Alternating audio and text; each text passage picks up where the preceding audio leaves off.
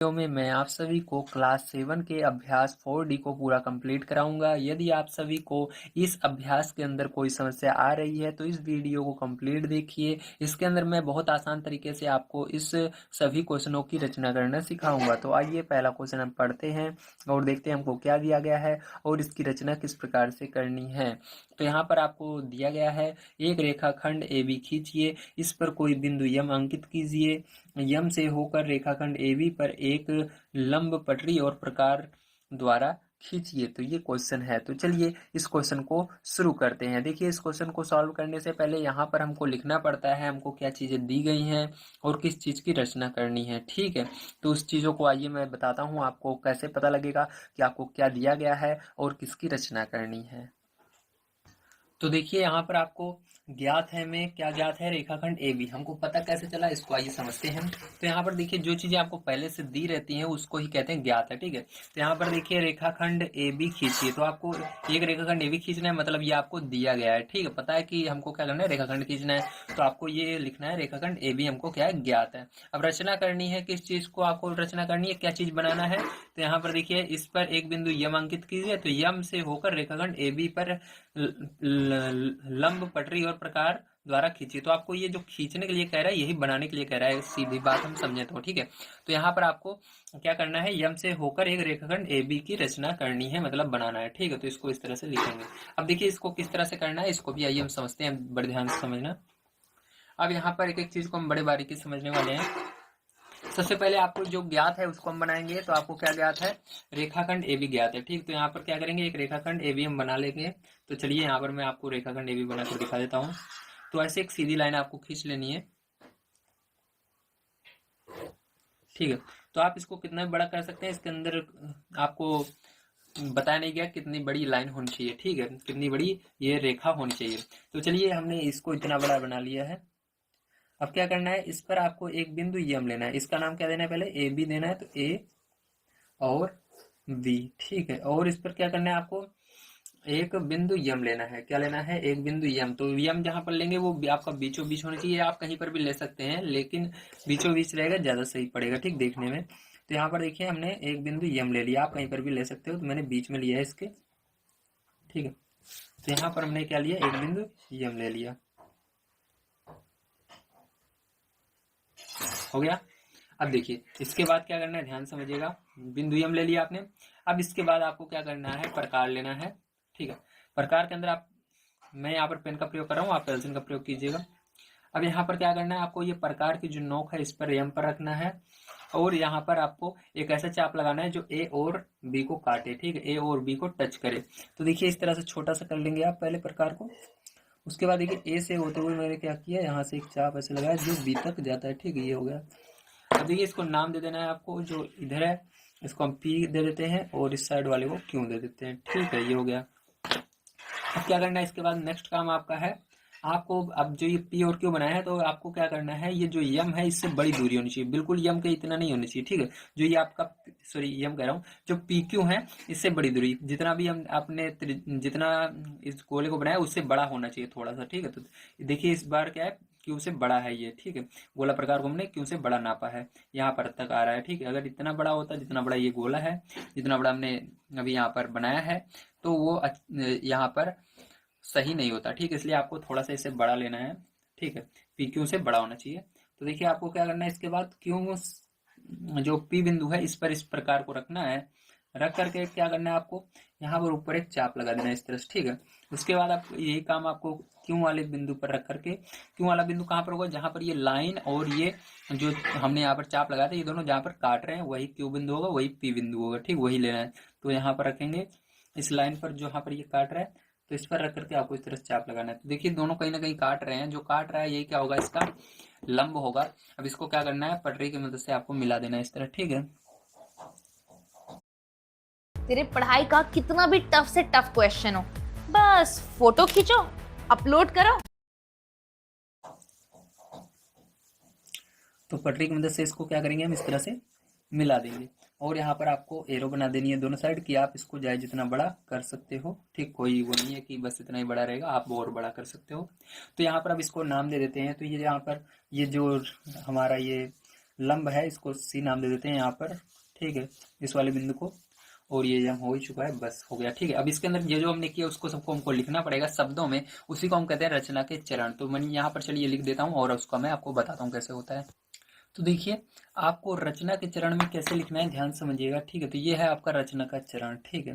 तो देखिए रचना के चरण, पहला नंबर, बिंदु यम से एक चाप लगाया जो ए बी को पी और क्यू पर काटती है। तो सही बात है, हमने यम से क्या किया था, यहाँ पर एक चाप लगाया था जो ए बी को पी और क्यू पर काटती है, ठीक है। ये ए है, ये बी है, ठीक है। ए बी को कहाँ पर काट रहा है, पी और क्यू पर काट रहा है।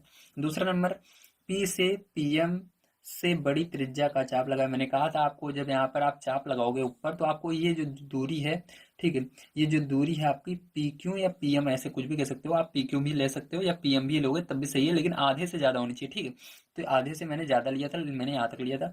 इसी दूरी से क्या किया, चाप लगाया। फिर वही सेम दूरी क्या किया हमने, क्यू पर ली और फिर से चाप लगाया, ठीक, क्यू से भी वही चाप लगाया हमने। चौथा नंबर, दोनों चाप सी पर काटते हैं। तो दोनों चाप जहाँ पर काटते हैं उसको क्या नाम दे दिया हमने, सी नाम दे दिया।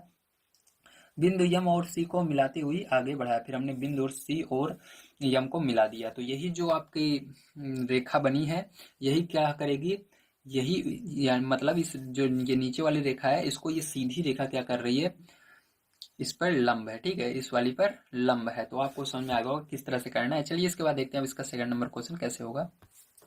तो देखिए आइए दूसरा नंबर क्वेश्चन पढ़ते हैं, उसको सॉल्व करते हैं। दूसरा नंबर क्वेश्चन आपको दिया गया, एक रेखाखंड PQ खींचिए, कोई बिंदु R लीजिए जो रेखा PQ पर न हो, R से होकर रेखा PQ पर एक लंब खींचिए, ठीक है।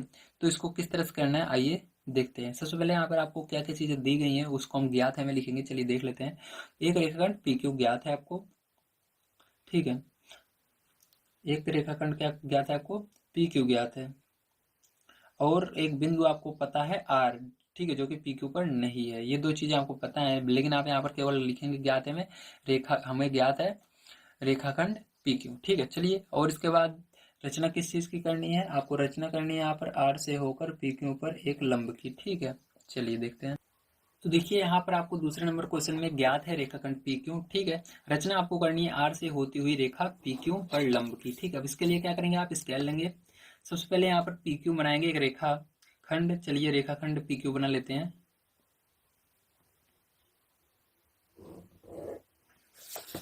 तो ये रेखाखंड आपका क्या है, PQ,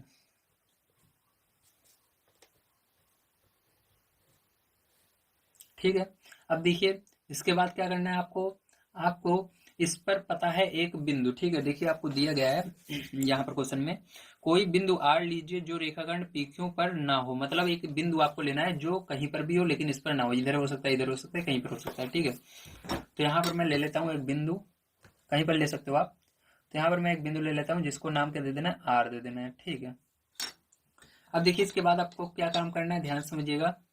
अब आपको एक अपना गोला प्रकार लेना है और आपको यहाँ से, ठीक है, आपको इसके लाइन पर एक चाप लगाना है जो कि इसको कहीं ना कहीं पर टच करेगी, ठीक है। ये जो हम चाप लगाएंगे इस रेखा को कहीं ना कहीं PQ को टच करेगा। चलिए देखिए कैसे, इस तरह से आपको क्या करना है, चाप लगाना है, ठीक है। ये देखिए ये इसको टच कर रहा है, कहाँ पर टच किया, एक यहाँ पर कर रहा है, तो इसको क्या नाम दे देंगे, A नाम दे देते हैं हम। यहाँ पर टच कर रहा है, इसको B नाम दे देते हैं, ठीक है। समझ में आ गया इतना। चलिए अब देखिए आगे, अब आपको वापस से क्या करना है, ये आपको लेना है, ठीक है, गोला प्रकार, और इस बार फिर से आपको इसके AB के आधे से थोड़ा ज्यादा होना चाहिए, ठीक है। यहाँ तक ऐसे जैसे ज्यादा है, ज्यादा होना चाहिए, आप जितना ज्यादा कुछ कर सकते हो, ठीक है। लेकिन यहाँ पर इससे ज्यादा होना चाहिए, AB के आधे से, IB का आधा यहाँ पर होता है, इससे थोड़ा इतना लोगे तब भी सही है, इतना लोगे तब भी सही, इतना तब भी सही है, ठीक है। तो चलिए यहाँ पर हमने AB के आधे से ज्यादा ले लिया है, ठीक है। तो मैं थोड़ा सा बड़ा लेता हूँ ताकि आपको साफ दिखे। तो यहाँ पर देखिए क्या करना है, आपको नीचे विपरीत चाप लगा, R इस साइड है, इस साइड नीचे की तरफ चाप लगा देना है इस तरह, ठीक है, आपको ऐसे होते हुए। अब यही काम आपको क्या करना है, इसी जितना नापा है आपने इसी से आपको B पर रख करके फिर से नीचे की ओर चाप लगा देना है इस तरह से, ठीक हो गया। अब क्या करेंगे, ध्यान से देखिएगा। अब आपको यहाँ से इसको मिला देना है, ठीक है। R को क्या करना है, मिला देना है। किससे मिलाएंगे, इसको मिलाएंगे। तो इसको एक नाम दे देते हैं, हम एक काम करते हैं, यस नाम दे देते हैं, ठीक है। तो इसको यस बिंदु नाम दे दिया, ठीक है। इसको क्या करेंगे, हम मिला देंगे, ठीक है। यहाँ पर अब इसको मिला दो ऐसे, बढ़िया तरीके से। तो यहाँ पर क्या किया हमने, इसको मिला दिया। ठीक, ये देखिए। क्या आप अमीर होंगे या गरीब? अपनी हथेली स्कैन करें और जानें। शादी। मिला दिया। ठीक है, अब देखिए यहाँ पर मिलाने के बाद आपका यहाँ पर ये कहीं ना कहीं इस रेखा को काट रही है, टच कर रही है। इसको हम क्या नाम देते हैं, इसको नाम देते हैं सी। ठीक है, तो ये आपका क्या हुआ, ये जो रेखा भी हमने बनाई है यही क्या कर रही है, पीक्यू पर लंब है। ठीक है, ये जो रेखा है पीक्यू पर लंब है आर बिंदु से। ठीक है, तो समझ में आ गया किस तरह से करना है। तो अब चलिए इसको हम शब्दों में लिख लेते हैं। तो देखिए अब यहाँ पर रचना के चरण हम देख लेते हैं। पहला नंबर हमने क्या क्या काम किया था इसके अंदर, ठीक, उसको लिखना है। उसके बाद जैसे जैसे आपने काम किया था उसको लिखते चलना है। ठीक है, तो पहला नंबर हमने क्या किया था, बिंदु आर को केंद्र मानकर उपयुक्त त्रिज्या से एक चाप खींचा जो रेखा पीक्यू को ए और बी पर काटती है। तो हमने यहाँ पर बिंदु आर लिया, उसके बाद क्या किया, यहाँ से हमने क्या किया, ठीक है, यहाँ पर हमने देखिए उपयुक्त त्रिज्या से चाप खींचा। ठीक है, तो हमने आर पर रख करके चाप खींचा था जो ए और इस पीक्यू को ए और बी पर काटती है। ठीक है, सही बात है। अब दूसरे नंबर हमने क्या किया था, ए को केंद्र मान करके ए बी के आधे से अधिक त्रिज्या ली और आर के विपरीत हमने इस साइड चाप लगाया ए पर रख करके। फिर इसी तरह से हमने क्या किया, बी पर रख करके इस साइड चाप लगाया। ठीक है, और चौथा नंबर दोनों चाप यस पर काटते हैं। दोनों चाप देखिए कहाँ पर काट रहे हैं, यस पर काट रहे हैं। इसको हमने नाम यस दे दिया, समझ लीजिए। ठीक है, बिंदु आर तथा यस को मिलाया, दोनों को हमने क्या किया, आर और यस को मिला दिया। अब देखिए ये जो आर एस रेखा पीक्यू को सी बिंदु पर काटती है। ठीक है, यहाँ पर क्या कह रहे हैं, ये जो आर एस रेखा है ये पीक्यू को सी बिंदु पर काटती है। रेखा आर एस लंब है, तो यहाँ पर ये जो लंब माना जाएगा ये आर एस ही लंब होगा, मैंने बता दिया था। ठीक है, तो इस तरह से आपको करना है। चलिए इसके बाद देखते हैं नेक्स्ट क्वेश्चन किस तरह से होगा। तो देखिए यहाँ पर तीसरा नंबर क्वेश्चन आपको दिया गया है, 5 सेमी का एक रेखाखंड एमएन खींचिए। रेखाखंड एमएन पर एक बिंदु पी लेकर बिंदु पी से रेखाखंड एमएन पर एक लंब खींचिए। ठीक है, तो आपको क्या करना है, यहाँ पर सबसे पहले 5 सेंटीमीटर का यमन रेखाखंड खींचना है। ठीक है, तो ये हमको दिया गया है। ठीक है, तो आपको ज्ञात है, हमें इसको लिखना है 5 सेमी का एक रेखाखंड एमएन हमको पता है। रचना करनी है आपको बिंदु पी से एमएन पर एक लंब की। तो आपको चलिए सबसे पहले आपको क्या करना है, जो ज्ञात रहता है उसी को बनाना रहता है। तो यहाँ पर आप 5 सेंटीमीटर का रेखाखंड एमएन बनाएंगे। तो आपको पटरी लेना है अपनी और क्या करना है, इस पर 5 सेंटीमीटर का एमएन बनाना है। ठीक है, तो चलिए देखिए, तो यहाँ से हम क्या करते हैं, 5 सेंटीमीटर का एमएन बनाते हैं 0 से 5 तक। ठीक है, इस तरह से ये हो गया। तो आपको यहाँ पर इसका नाम क्या देना है, यम यन देना है। तो यम यन कितने सेंटीमीटर का है, 5 सेंटीमीटर का है।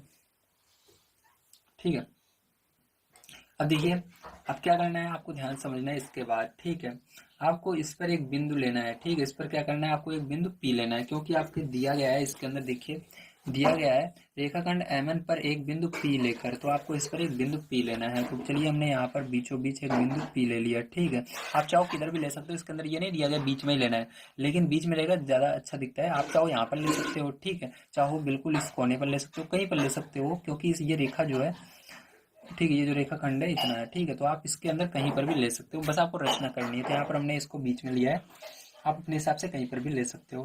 तो इसको क्या नाम दे दिया हमने, पी नाम दे दिया। चलिए अब देखिए क्या करना है इसके बाद। अब इसके बाद आपको यहाँ पर, ठीक है, यहाँ पर अब आपको जरूरत पड़ने वाली है गोला प्रकार की। गोला प्रकार को लेना है और आपको बिंदु पी पर इसको जो भी हमने लिया इस पर रख करके एक चाप लगाना है, जो कि यहाँ पर किसको टच करना चाहिए, जो कि यम और एन लाइन को कहीं ना कहीं काटे। ठीक है, तो ये जो यम और एन हमारी रेखा खंड है इसको कहीं ना कहीं टच करे। तो देखिए यहाँ पर टच कर रहा है, तो इसको भी कुछ ना कुछ नाम दे देते हैं, आर यस नाम दे देते हैं, आर यस। ठीक है, समझ में आ गया। अब देखिए इसके बाद क्या करना है, इसके बाद आपको फिर से वही काम करना है जो हमने पीछे बताया था। आपको फिर से यही लेना है, इससे आधे से बड़ा होना चाहिए, आर पी से पी आर से थोड़ा सा बड़ा होना चाहिए, या आप कितना भी बड़ा ले सकते हो। आपको आर पर रख करके एक चाप ऊपर की ओर लगाना है, ठीक, नीचे नहीं लगाना है, ऊपर की ओर लगाना है। और फिर यही काम करना है आपको, यस पर रख करके एक चाप ऊपर की ओर, ठीक है, फिर से लगाना है। तो जहाँ पर ये दोनों को काट रहा है वहीं से क्या करना है, आपको इसको पटरी की मदद से मिला लेना है। ठीक है, तो यहाँ पर क्या करेंगे, इसको स्केल की मदद से बढ़िया तरीके से हम इस तरह से मिला लेंगे। ठीक है, तो मिलाने के बाद यहाँ पर आपको एरो बना देना है, आप इसको आगे भी बढ़ा सकते हो। ठीक है, तो इसको नाम हमने यल दे दिया, इस बिंदु को जहाँ पर इसने काटा। तो यहाँ पर ये आपका क्या हो चुका है, इस पर लंब हो चुका है MN पर। ठीक है, तो ये हो गया आपका ये क्वेश्चन। अब इसके अंदर देखते हैं क्या क्या हमने स्टेप किया है, उसको आपको लिखना भी तो पड़ता है, इसको जिसको हम कहते हैं रचना के चरण, तो उसको भी मैं बता देता हूँ। तो देखिए यहाँ पर जैसा कि आप देख सकते हैं रचना के चरण मैंने लिख दिया, आइए अब समझते हैं इसको। तो सर्वप्रथम यमयन एक रेखाखंड खींचा, ठीक, तो यहाँ पर हमने यमयन खींचा, उस पर एक बिंदु P लिया, तो उस पर हमने क्या लिया, एक बिंदु P लिया था। बिंदु P से एक चाप लगाया जो रेखाखंड MN को RS पर काटती है, ठीक, तो यहाँ से हमने क्या किया, एक चाप लगाया जो इसको RS पर काटती है, इसको नाम दिया हमने R तथा S से RP से बड़ी त्रिज्या लेकर चाप लगाया, तो हमने क्या किया, इससे बड़ी त्रिज्या लेकर ऊपर चाप लगाया। ठीक है, दोनों R से एक चाप लगाया और एक चाप हमने किससे लगाया, S से लगाया। ठीक है, तो दोनों चाप एक दूसरे को L पर काटते हैं। बिंदु L तथा P को मिलाया, बिंदु L और P को हमने मिला दिया, थोड़ी सी बड़ी लाइन